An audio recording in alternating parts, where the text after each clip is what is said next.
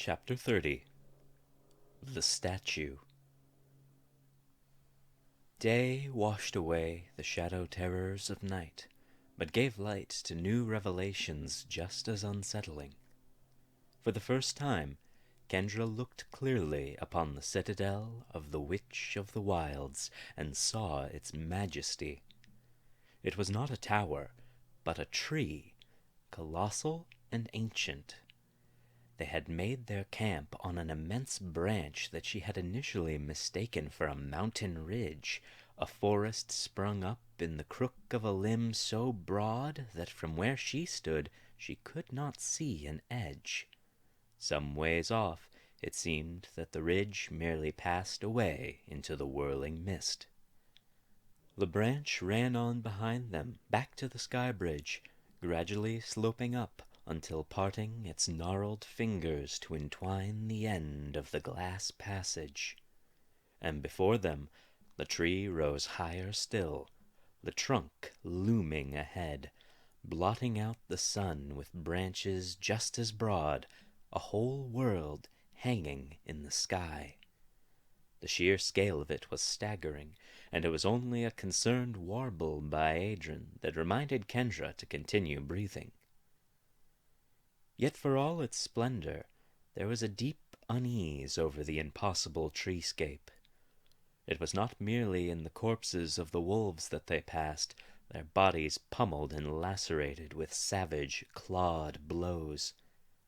There were other dead things, ragged creatures that seemed to have run themselves to exhaustion. Others had been crushed, for their forest in the sky had the look of being struck by a hurricane, and splintered trees lay all around, some entirely uprooted.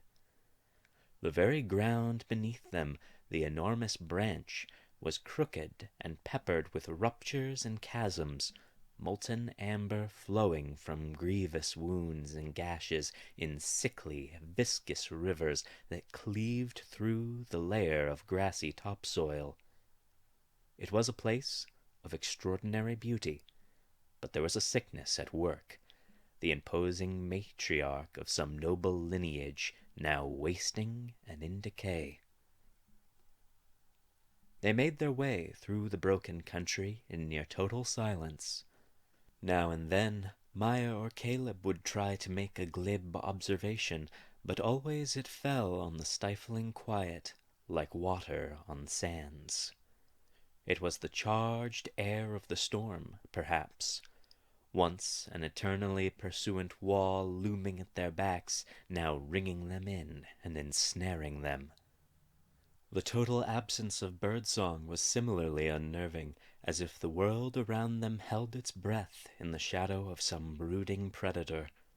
And sometimes, when the quietness was at its greatest and most terrible, Kendra thought she could hear some distant, mournful cry, directionless on the air in those lofty reaches. Kendra also began to get the disquieting notion that the great branch on which they had made their camp, just beyond the sky bridge, might have been something like a concession to Genevieve. For all that the little forest was lush and venerable, there had been a certain odd quality to it that she had not been able to quite put her finger on.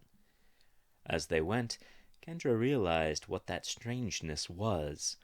On the road to the Witch of Words, the forest was tame. It had a cultivated ordinariness to it that was tasteful and not entirely obvious, except in the context of what was to come. As they made their way to the trunk and carefully passed over young and untested limbs that passed between enormous branches as if skittering along lines of connective tissue, they found themselves suddenly in another world entirely. Kendra had carefully been not looking down at that fall into misty infinity to the point where she had not taken in what lay ahead. But as she set foot onto what passed for solid ground, the first look almost had her take a stumbling step back, gasp caught in her throat. For a moment, she believed that she had entered into a roaring furnace. Everywhere around her, the world ran overwhelmingly red. As her eyes adjusted, she realized that they were trees also, but of some variety that she had never heard tell of. The trunks stood like columns of smoke and spread into broad leaves that looked to have been watered with blood. It was warm and almost humid under their canopy, like stepping into the pulsing veins of some sleeping titan. "Extraordinary, aren't they?" Caleb murmured, as reverent as he'd been in the libraries of Genevieve. "They're called gore oaks. A cruel name, really. They might not be the friendliest of trees, given the toxicity of their fruit, but they have a beauty to them, don't you think?" "A bit intimidating," Kendra admitted sheepishly, "but striking, nonetheless. I can't believe I've never read about them before, or even heard of them. What happened to them?" "They were regarded as dark omens by yore." His eyes flickered over Kendra significantly. "By humans. They were nearly wiped out, long years ago. Now this is their last home in the world." They marched on through many such marvels, enormous branches stretching out into nurseries of monsters, brimming with plant life, wild and alien. One branch contained enormous lengths of spiked vines that Kendra could have sworn curled insidiously around ankles with malicious intent. They were spotted with brightly colored and foul-smelling fruit that Maya proclaimed to be edible, and Adrian seemed rather to relish. Kendra politely abstained.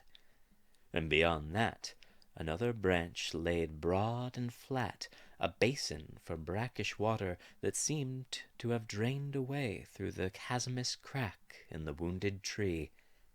It stank of the many-eyed fish that lay dead on the mud or flopped dully in the dwindling pools.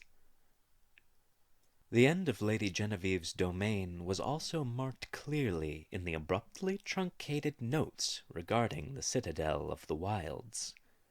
Where so much of the book contained careful descriptions of places that could only come from one of its creators, it was clear that the witch had no hand in the molding of this place. On the whole, the garden had clearly been a confluence of efforts, order and wildness in harmony, but each citadel stood as a testament to the unique preferences of its mistress. In that sense, Kendra reflected nervously, this tree was the heart of the wilds, and the fiercest place in all the garden.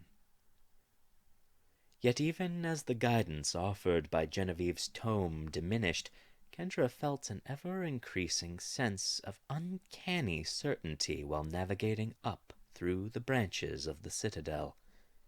It was rather like coming home after a long absence. It all seemed half forgotten, or unsettlingly moved from its proper place. She knew it to be another spoil of her ill-gotten inheritance, that unseen figure at the back of her mind that had a name now, Keenan. It felt dirty, dishonest, like going through someone else's diary, but there was no helping it now. Ashamed, she felt after that thread of familiarity that was not her own, guiding them on, ever higher.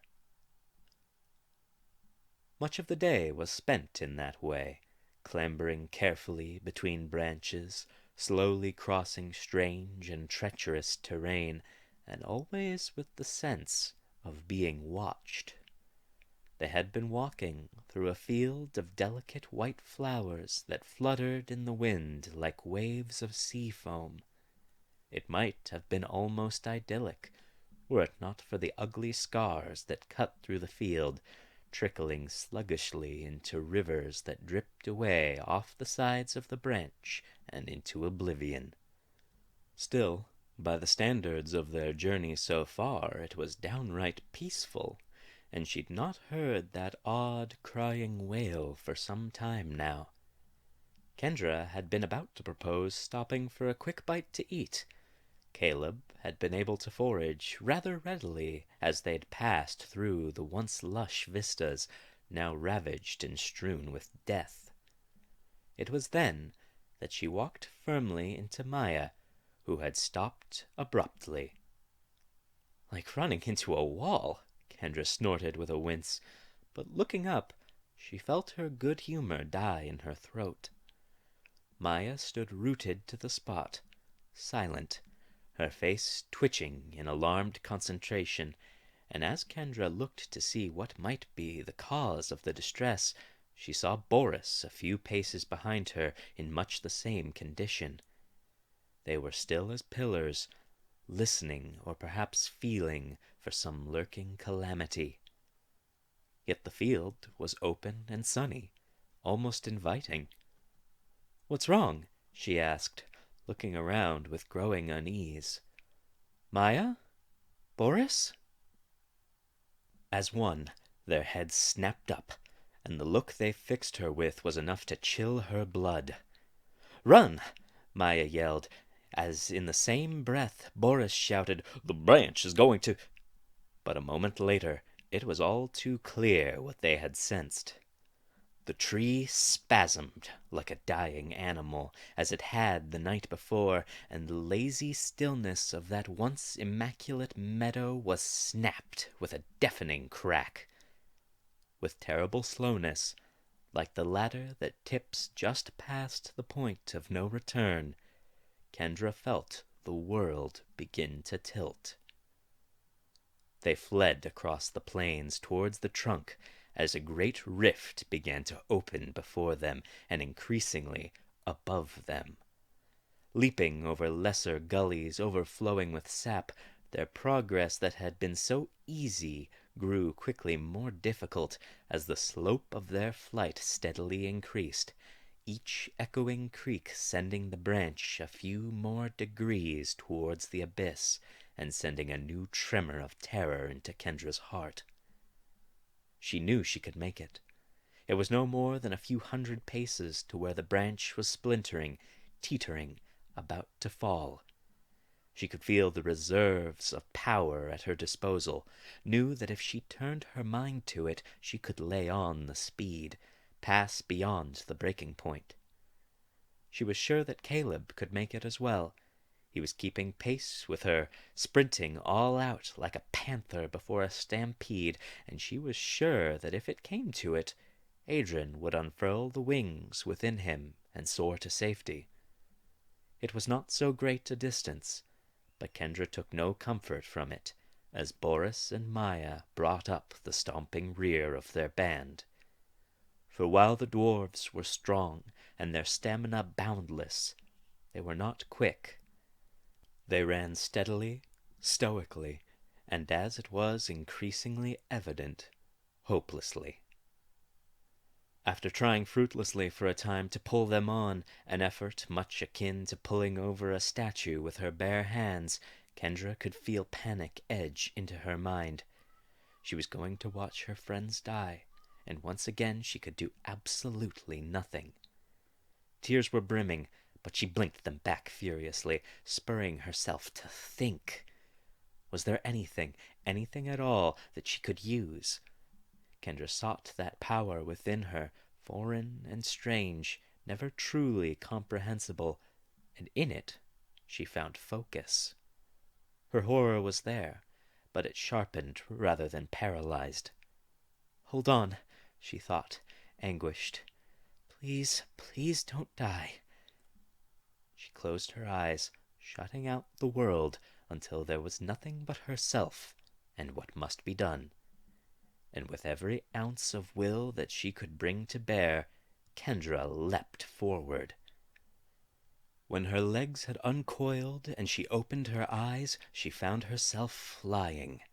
She was soaring over the askew meadow, over a blur of broken white fields, and then, faster than she could believe, she was past it. Kendra was launched over the gap and came down on the other side with a crunching landing, feeling her knees grate. It was painful, but not debilitating, and she'd known far worse.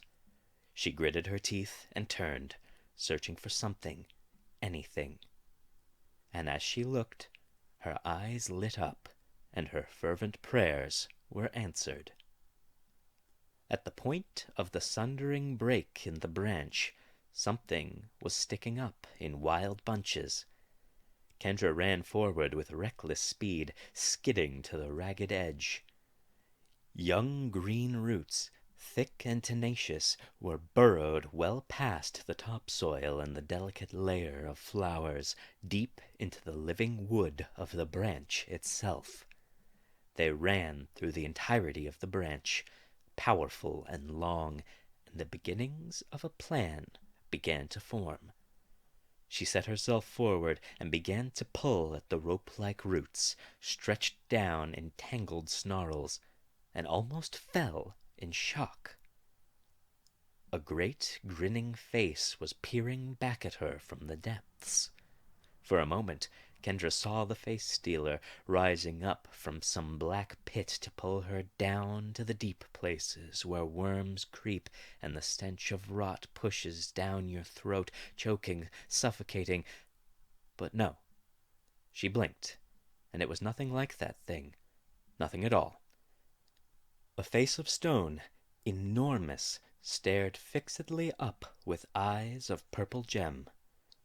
It was only a statue, motionless, seemingly lodged in the branch, bound in a prison of tough young roots. Kendra shook herself. She was losing precious seconds.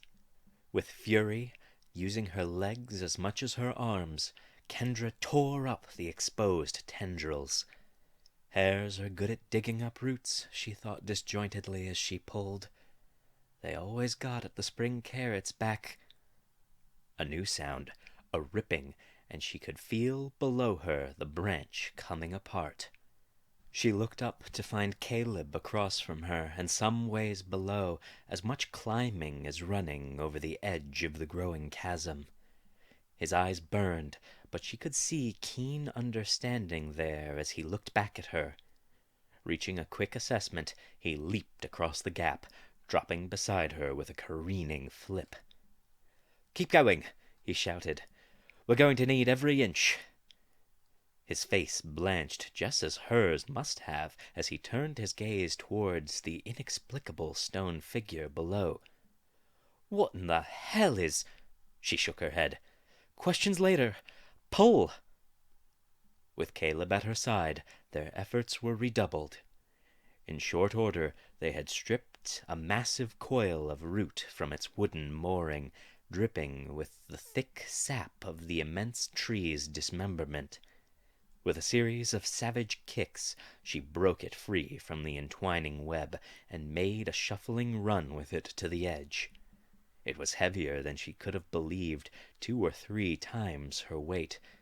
Without Caleb, she would not have been able to bring it nearly fast enough. The break was visibly widening now, a constant cascade of snapping fibers at their back, sending splinters showering over them like vicious hail. They hobbled urgently over the open wound of the soon-to-be falling branch, feeling it twitch spasmodically as it rapidly sank to run perpendicular with the ground. As they arrived at the edge, Adrian half fluttered to meet them, letting out urgent warbles and cries, gesticulating wildly. Heart in her throat, Kendra looked down into the tilting abyss. The dwarves had made it farther than she could have believed. They were no more than a few dozen strides beneath them, but that was the end of their desperate flight. They had made their way to one of the craggy gashes that ran along the branch, now serving as a handhold on the sudden cliff face. Beneath them there was naught but an open space, the vertical field of flowers incongruously tranquil in the heart of calamity. They lowered their crude rope, heaving and grunting, but after a moment Caleb swore severely. The end of the roots whipped unpredictably on the strong wind, mere handsbreadths out of reach, fluttering temptingly over the abyss. But try as they might, they could drop it no lower, and neither of their stocky comrades could catch hold. The branch moaned ominously, a terrible beast at the end of its strength, ready to collapse. "It has to be weighed down on the far end. I'm going to climb down to them," Kendra said, surprising herself as much as her companions with the even calmness of her voice. "Adrian, can you hold this for me?" Adrian, who had been pacing fretfully, looked at her with obvious concern. Their eyes met, and without words she knew he understood, and that his trust in her was absolute. Resolutely, her brother took the load from her hands and braced himself, face set. She smiled, and, ignoring Caleb's bellowed protests, began to rappel down the unstable surface. The wind rushed in her ears and swung her gently, giving each movement a stomach-churning, teetering sensation, each step down the beginning of the fall. The insanity of her decision was registering more strongly now, her limbs stiffening with dread, but she was already halfway along the cliff face.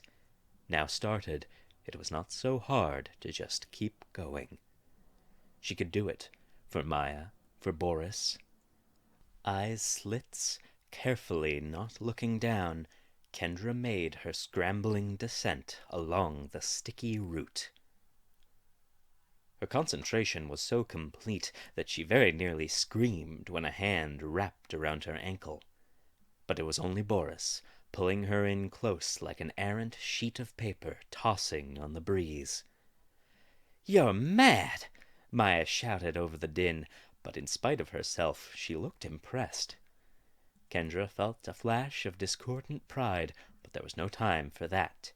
She knotted them up, and the heavy dwarves began their perilous ascent. They were half climbing her to start, the root still just out of reach, and the skin of her hands tore where she grasped the rough root, pulling sharply under the increased weight. But in short order they were past her, climbing steadily. All the while the tree screamed and trembled. They came over the top to see Caleb, grimacing, eyes bulging, and Kendra saw that there were bloody handprints on the root. Still he held, his body pulled taut like a bow, until at last Kendra clambered up after Maya. With a cry, he dropped his burden, almost sending Adrian tumbling over the edge, still ineffectually holding the root. With a snarl, Caleb pulled the wisp of a boy out of the air, tucking him unceremoniously under one arm, and charged off with a roar. The 5 of them fled over the raw wound of the broken branch, almost swinging free now. They passed the purple-eyed stone face, watching them gravely. Kendra thought Boris let out a faint gasp, but it was difficult to be certain amid the panting and the splintering of wood. Throwing themselves against the far side of the chasm, against shards of wood and rivers of hot, oozing sap, they found what handholds they could and braced for the worst to come. But that final snap never did come. With a sigh of surrender, the branch ceased its cacophonous collapse. Hesitantly, Kendra looked back, only to see the far end of the branch holding on by a layer of thick and fibrous bark, hanging loose. It was swinging on the breath of the storm, groaning softly. It reminded her of the swing that had hung in her garden back home, and then of her flopping wrist where the face-stealer had snapped it. She closed her eyes for a moment, then let out a shuddering sigh of her own. "Let's get back on solid ground," she said quietly. Body trembling with adrenaline, she suited action to words and began to climb once more. On the torn edge of the meadow, the lot of them dropped silently onto their backs, each panting. Sprawling on the white-flowered field once more, Adrian rather abruptly gave a high, echoing hiccup, startling Kendra into a giggle. Soon, weary fits of laughter passed around the group. "Sisters, save us! I thought we were really goners that time," Maya snorted, half crying. "You cut that save pretty damn close." "Oh dear, I'm terribly sorry if you found the quality of the rescue disappointing," Caleb retorted with a grin, wiping bloody hands onto the flowers in grisly streaks. "I'm afraid there's only so many rescues I can pull off in a given week. Didn't you just have one last night? Have you considered trying to make them last a little longer?" "Oh, like I was talking to you, you great lug," she scoffed. "All you did was not drop a log. It was Miss Kendra here that came swinging out of the sky like a delivering angel." She cuffed each of them on the shoulder, tapping Kendra rather more gently than she did Caleb.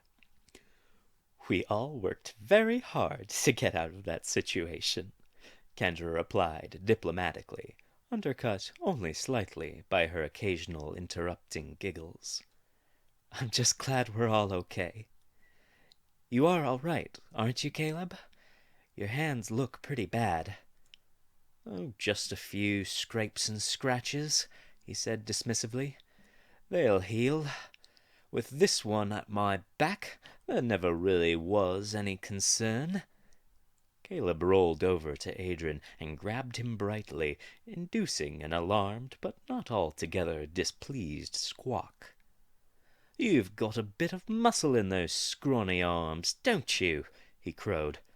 "Not a bad showing at all." "Yes, you did well, Adrian," Kendra said. "Thank you." She kept up her smile, but it took some effort. It was getting easier to communicate with Adrian, to understand him. He looked at her so tender, so trusting, and she wanted to return that look in kind. Before, in the heat of the moment, she knew that she had even thought of him as a brother. But that was an insidious lie, self-serving and cruel. She had killed his brother. Was she truly so monstrous as to wear that stolen face as her own? Caleb and Maya's crowing continued as she slipped into silence. Adrian was still watching her, searching, seemingly troubled, but she could not meet his eyes. Instead, Kendra sat up with a heavy breath and looked around. The noonday sun fell in patches over the ruined landscape, more broken than ever. That spasm had been felt throughout much of the tree. She could see things falling from distant branches, other habitats with their own carefully cultivated ecologies, all collapsing. It was not safe anywhere, and getting worse. "We should get moving again soon," she said. "All right?" There was a small chorus of assent, and Kendra nodded, before pausing. Boris had said nothing. She looked around, and her heart jumped.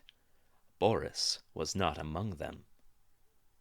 Kendra was on her feet in a flash, ignoring the cries of her abused limbs, and was at the snapped wound of the branch in another heartbeat.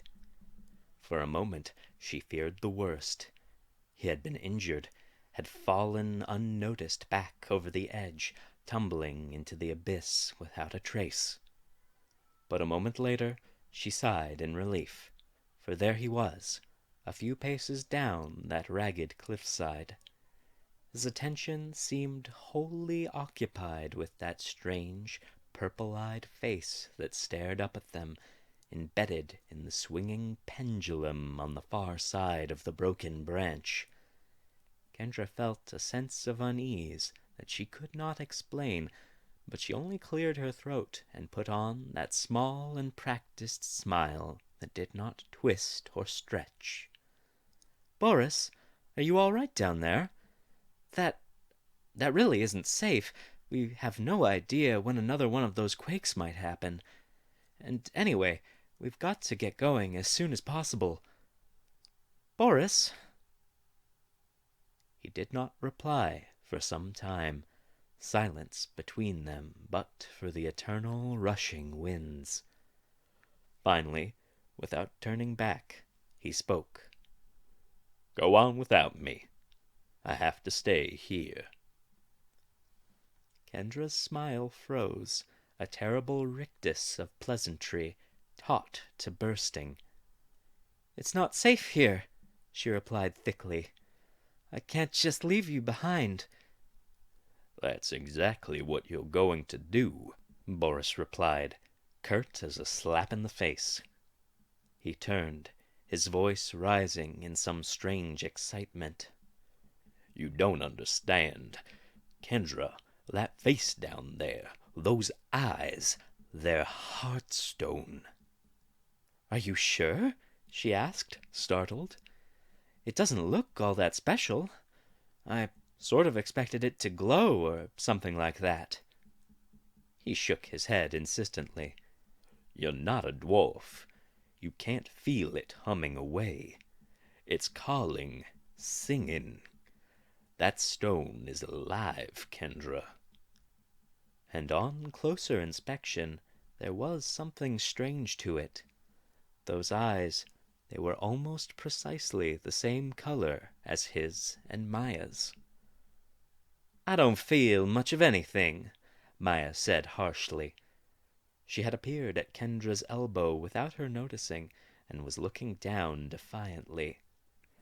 "There's all sorts of strange stones in the world. We're in the damned citadels of the sisters. You think it's your precious special rock, specifically? You'll forgive me for saying that it sounds like wishful thinking. Why, Boris, do you want to leave so badly?" "It was all gone before your time." There was a peculiar timbre to Boris's voice now, anguished, hungry. "The last piece of any size was formed into you and your generation. You've never seen Heartstone in any real quantity. If you had, you'd not doubt me. You never forget holding it in your hands. Not ever." "But, Boris," Kendra said, her tone carefully reasonable, "what can you possibly do with it? It's hanging on an unstable branch maybe a mile in the air. Trying to pry out those eyes is a major endeavor, and not an especially gentle one." "Prying out its eyes won't do the trick," he said calculatingly. "I need to examine that face, determine its origin, maybe find a maker's mark. Someone in the world is building using Heartstone, and I need to find out who and where they got it. There's more to that statue inside the branch itself. I can feel it, the pockets of air all around it. It was forced into the branch by those roots, caught like a fly in amber, and not too long ago either. That's likely why the branch snapped here in particular. I might have to dig out the entire body to properly investigate it." The proclamation was met with a heartbeat of disbelieving silence. "Boris, who knows how long that will take?" Kendra cried desperately. "What if that storm finally hits while you're digging away? What if there's another quake? You're talking about an incredibly dangerous undertaking." "Not any more dangerous than the one we're already on," said Maya. Her face seemed calm, but there was something held back, just below the surface, a churning cauldron of barely contained disgust that sent rattling twitches down her eyelids. "It seems to me that Boris here is just about done with this whole affair. Oh, I'm sure that he'll do his best, but when it proves to be a fool's errand, well, It's not like he'll be able to catch up with us.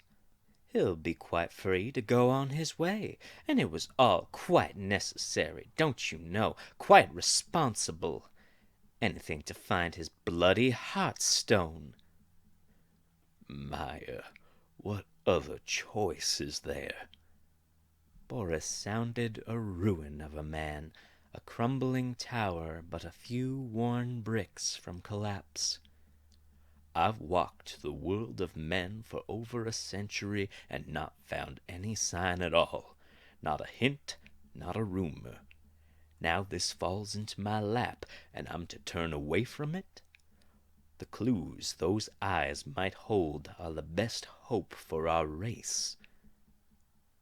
Mr. Boris, this seems rather a precarious sort of affair. Caleb was speaking practically and coolly, but Kendra saw his eyes flicker between the father and the daughter, a seed of real worry beginning to grow there. Perhaps the most sensible thing would be to come back to this. If we return in a few days and the branch is still here, we'll know that it's stable enough that you might be able to do your work on it. If not, surely you can perform your assessment on the ground just as well as you could here? I can't allow it to fall without taking a proper look at it. If it falls, it'll most likely shatter into 1,000 pieces, and any clue I might have found in it will be lost with it.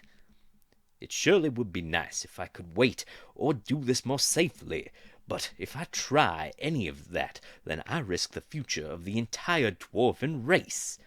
I need to... Shut the hell up about the dwarven race!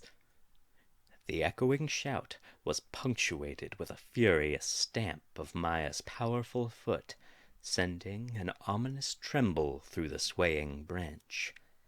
I've had enough of that talk out of you, you old bastard.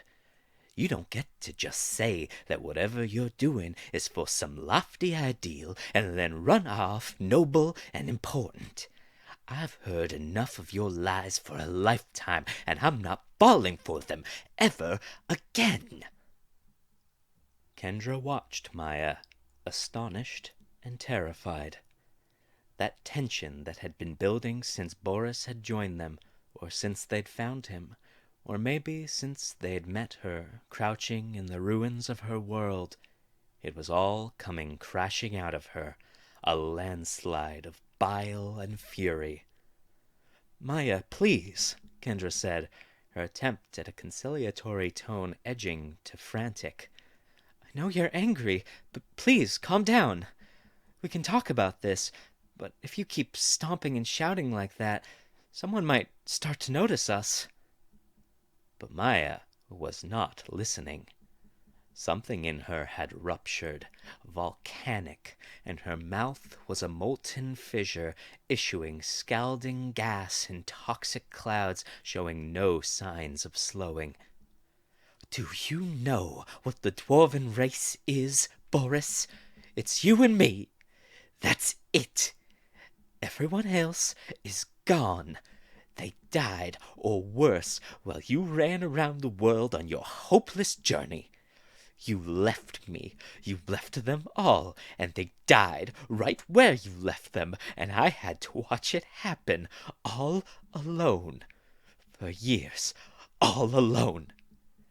Then you show up again out of nowhere, and as soon as the going gets hard, you want to run off again. The last two dwarves in all the world, and you want to split us up. That's your plan for the high and noble dwarven race. We each find our own place to die, and you never have to face me. So don't you talk to me about your important duty or what's best. You just want to run off again because you're nothing but a damned coward. She stomped again, and another tremor ran down through the wound of the tree. Boris said nothing. He only looked up at his daughter, his craftling, and Kendra knew that look. She had seen it in the mirror every single day growing up, the look one wore when the dearest person in all the world hated them. She stepped forward, grabbing Maya's shoulder. "Enough," she hissed. "That's going too far, Maya. Take a walk. Cool off. You're going to attract attention. This branch is about to break, and you're shaking half the citadel." For a moment, Kendra did not recognize her friend. The easy-going smile was gone, and in its place there was some raw, hurt thing that would tear her eyes out just for looking. She only had a glimpse of that look, but it left her so shaken that she did not react as Maya firmly stepped off the edge, sliding roughly to the bottom of the splintered ravine. The three of them began to call out after her in protest, but it was already too late. Like the executioner's axe, Maya came hurtling down with all her considerable weight onto the hinge of that swaying branch.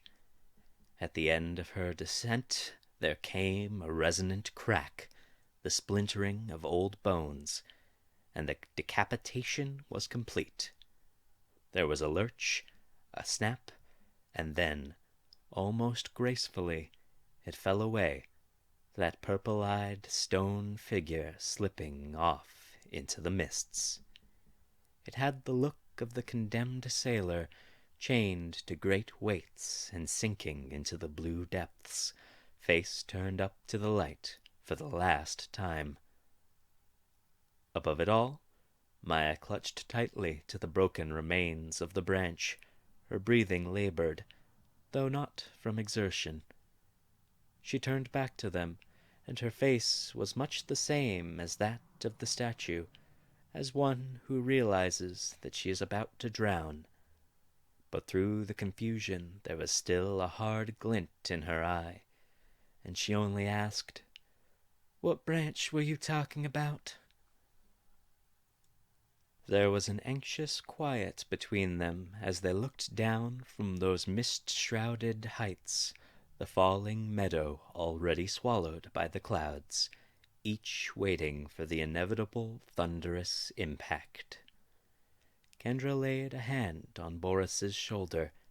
He looked haggard, sitting frozen against the amputated limb of the great tree, as tangible hope slipped away into sightless oblivion. He did not react to her touch. He did not say a word. In truth, it was only a few moments, but they stretched like harrowing hours. Echoing out of the swirling gray, Kendra heard not the boom of impact with the ground, but a renewed, splintering snap, and she realized that it must have struck down another of the majestic biomes somewhere below. And with that echoing blow, there rose up to them a new sound, one that chilled Kendra to the marrow. That cry that seemed to have followed them all through the day, always so distant, now seemed dreadfully close, and rising to an inhuman scream.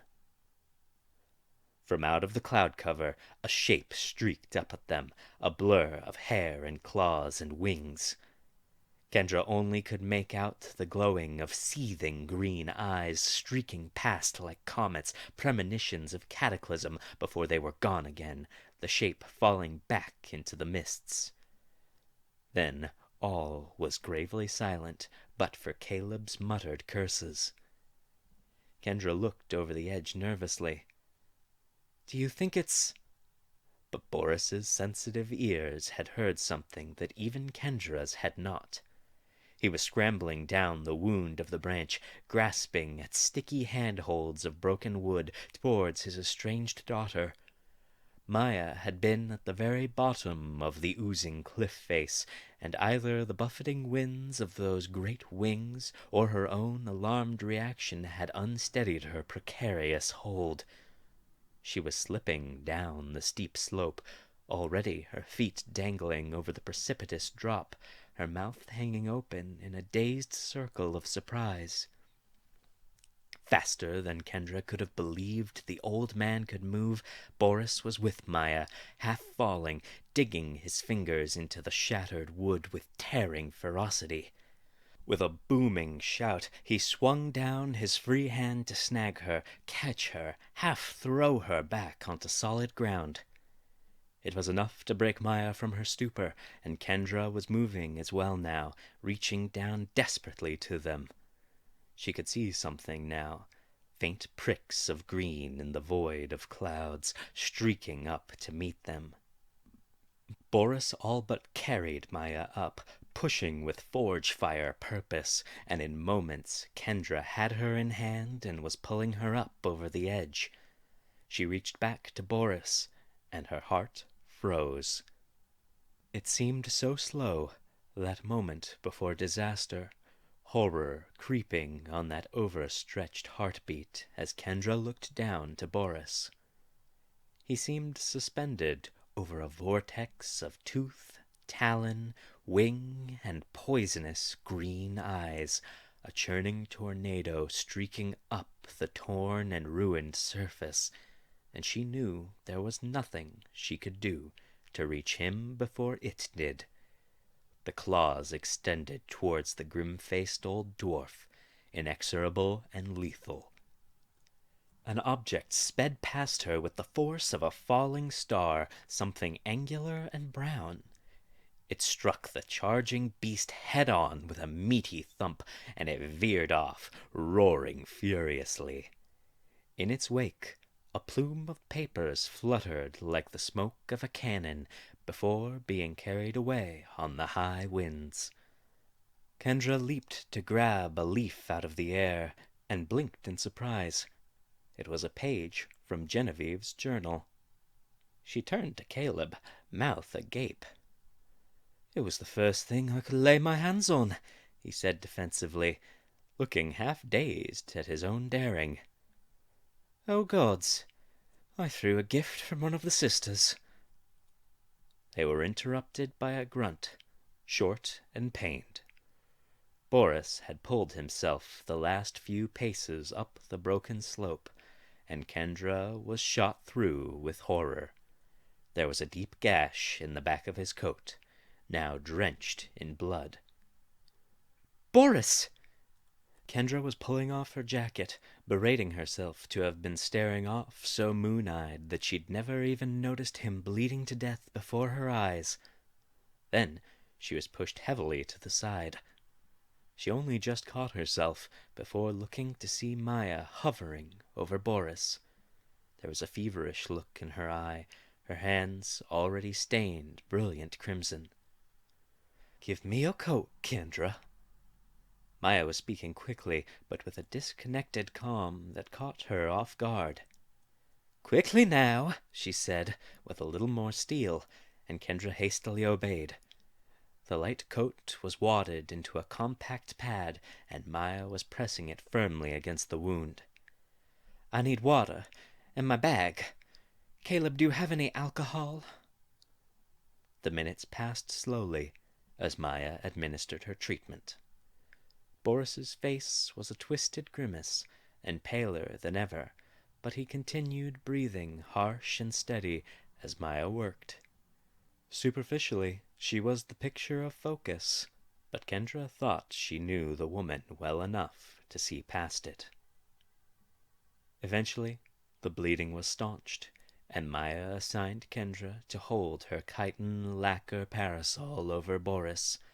The afternoon sun had pierced the clouds and was glaring down at them severely. Maya herself set to reconstituting a poultice, another gift of Medusa, apparently.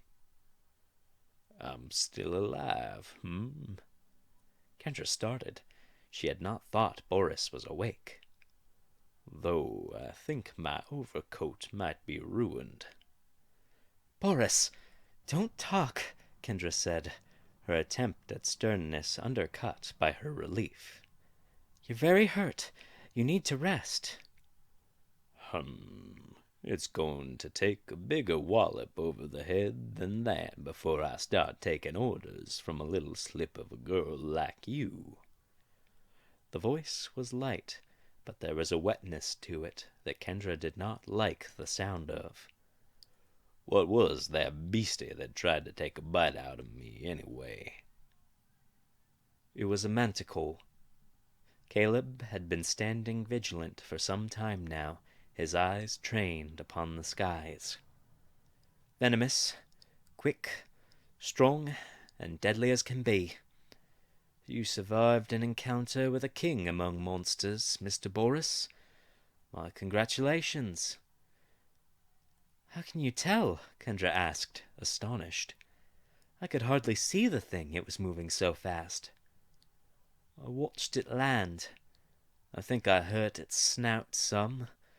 I expect that's why it didn't tear Mr. Boris here clean in half. It certainly could have. There was no boast in his voice. Caleb sounded very grim indeed. Not bad, Master Elf, Boris said through a cough. Quite a feather in your cap, running off a manticore with naught but a book. You might just make a proper hero after all. I wouldn't celebrate just yet. Caleb did not look back at them. His gaze was trained firmly up, drawn and strained, the fishing line that had made a bigger catch than it could contend with. Why not? Boris demanded weakly. What's wrong now? But Kendra understood. When she perked up her long ears and really listened, she found that she could hear it even now. Not so far above them, the low, keening cries that Kendra had heard all through the day had begun again, along with an insistent and relentless scratching and scraping. She laid her head in her hands wearily, dread sinking into her belly, as Boris weakly repeated his query, his voice a far cry from the boisterous affair she knew. It's sitting right in our path, Boris, she finally answered in a slump, an ominous weight across her shoulders. If we want to make it to the peak of the citadel, we're going to have to go right past it.